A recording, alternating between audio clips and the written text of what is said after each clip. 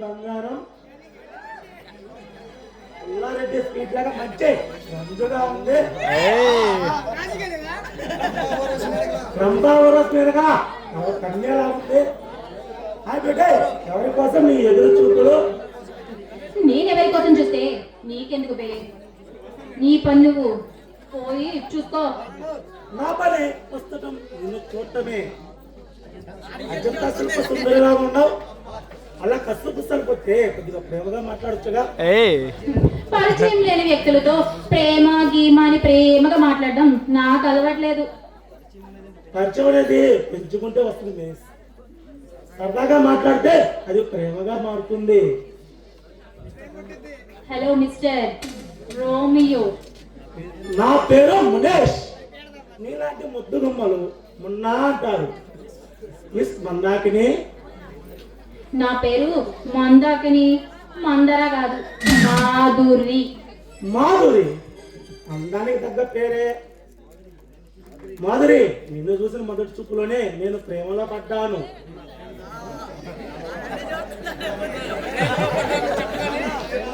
Hello Munna, నేను ప్రేమలో పడ్డాను అని నువ్వు చెప్పగానే నేను కూడా ప్రేమలో పడ్డాను అని వచ్చి హక్ చేసుకొని ఈ సోదంతా వద్దు. కానీ ఎందుకు వచ్చావో అసలు మ్యాటర్ చెప్పవోయ్. నిన్ను చూడాలని చూపించేలా చేసి నీ మనసులో మన్మథ నవ్వుతా నువ్వే కావాలని నీ నోట్తో చెప్పిస్తాను. కాదు కూడదంటే నీ పార్టీ ఇతరుల. హలో మిస్టర్, నువ్వు కోరుకునే టైప్ అమ్మాయిలు ఎవరు ఇక్కడ లేరు. పక్కకెళ్ళి వెతుక్కో, ఎక్కడైనా కనిపిస్తారేమో.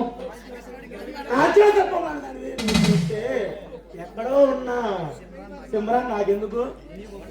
నువ్వు ఒప్పుకుంటే నీ కళ్ళు 3 ముళ్ళేస్తా. నువ్వు కాదంటే చిచ్చి దూరం మార్గుడా.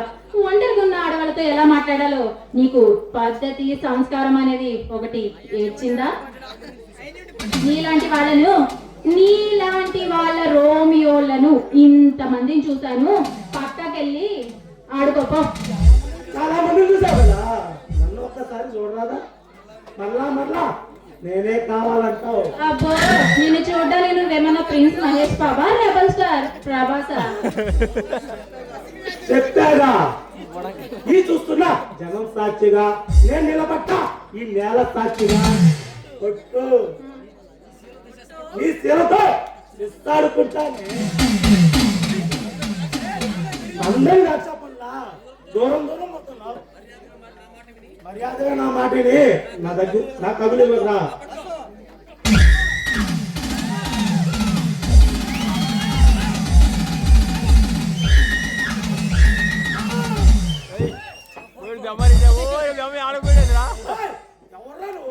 మంచి మూడులో ఉన్నప్పుడు అంత మనగాల్లాగా వచ్చావు.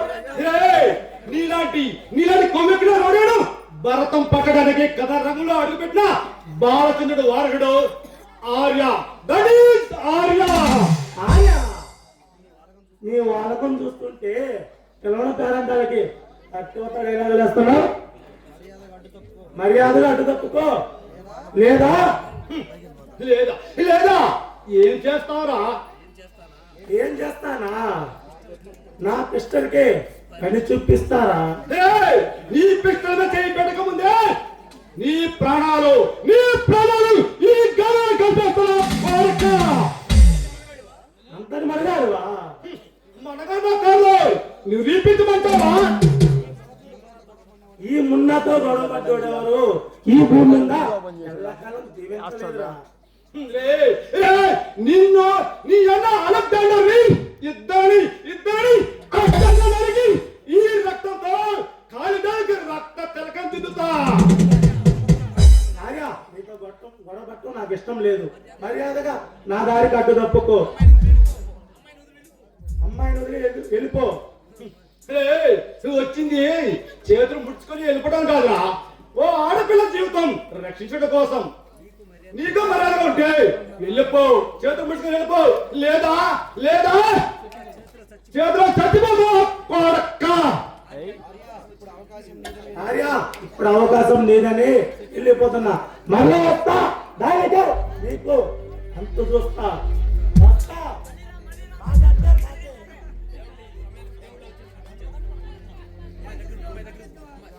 చాలా థ్యాంక్స్ అండి, సమయానికి వచ్చి దేవుళ్ళ రక్షించారు. ఇందులో నేను చేసింది ఏముంది? దీనికి థ్యాంక్స్ చెప్పాల్సిన అవసరం ఏముంది? యాండి సారీ అండి, ఆ రోజు మీతో అంత దురుసుగా ప్రవర్తించినందుకు ఇప్పుడు నేను చాలా సిగ్గుపడుతున్నానండి. అంటే నన్ను దూరం చేయొద్దు. ఆర్య ఆర్య అంటే చాలు. Arya Arya what a sweet name. అలానే పిలుస్తా.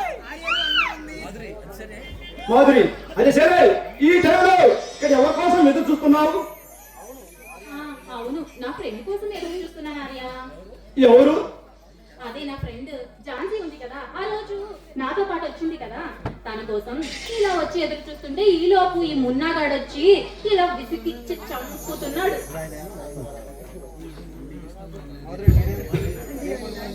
మాధురి నువ్వేం అనుకోనట్టే, నేను నిన్ను అడుగుతాను. అనుకునేది ముందే ఆర్య, అడుగు, ఏదైనా చెప్తాను.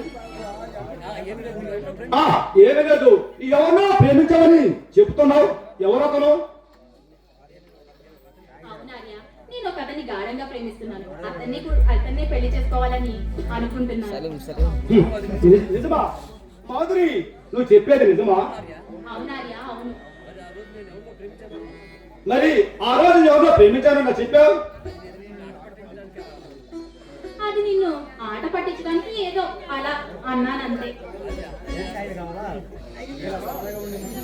చూడాలియా, నీలా సరదాగా నవ్వుతూ నవ్విస్తూ ఉండే వ్యక్తులంటే నాకు ఎంత ఇష్టమో తెలుసా? నీలా నవ్వుతూ ఉండే అమ్మాయిలంటే నాకు చాలా ఇష్టం. కానీ కానీ ఏంటి? అదే అప్పుడప్పుడు మీరు చూడాలంటే నాకు భయం వేస్తుంది.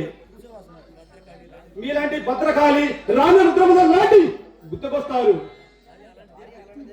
అదేం లేదార్యా, నువ్వు అలా అనుకోవడం నీ పొరపాటు అంతే. మేము చాలా మంచివాళ్ళం బేసికల్ గా. నీ ప్రవర్తన బట్టే మేమేదో అలా అప్పుడప్పుడు ఆది పరాశక్తుల కింద మారుతాం. కానీ నువ్వు మాత్రం ఇప్పుడు పాత విషయాలేమి మనసులో పెట్టకుండా వచ్చి కాపాడినందుకు చాలా చాలా చాలా చాలా థ్యాంక్స్. ఆర్య, ఆడది ఒంటరిగా కనపడితే ఇలాంటి రోమియోలు చాలా మంది ఏడిపించడానికి చూస్తారు, కానీ నువ్వు వచ్చి నన్ను రక్షించావు. ఆ రోజు తప్పకుండా వస్తుంది. ఈ చిట్టలో తల్లి పట్టడానికి రోడ్డు అంటేనే ప్రజలు భయపడే రోడ్డు వెయ్యి. అలాంటి రోడ్డు మారాలంటే ప్రతి వ్యక్తి ధైర్యంగా ధర్మాన్ని రక్షించాలి, లేదా ధైర్యంగా వాళ్ళని శిక్షిస్తుంది. ఆర్య, మీరు చెప్పింది ముమ్మాటికి కరెక్టే. సరే, నేను మళ్ళీ వచ్చినప్పుడు మిగతా విషయాలు మాట్లాడుకుందాం. ఇప్పుడు నాకు చిన్న పని ఉంది, వెళ్ళొస్తాను. అలాగే నెక్స్ట్ వచ్చినప్పుడు నీ మనసులో ఉన్నది ఎవరెవరో చెప్పగలవా?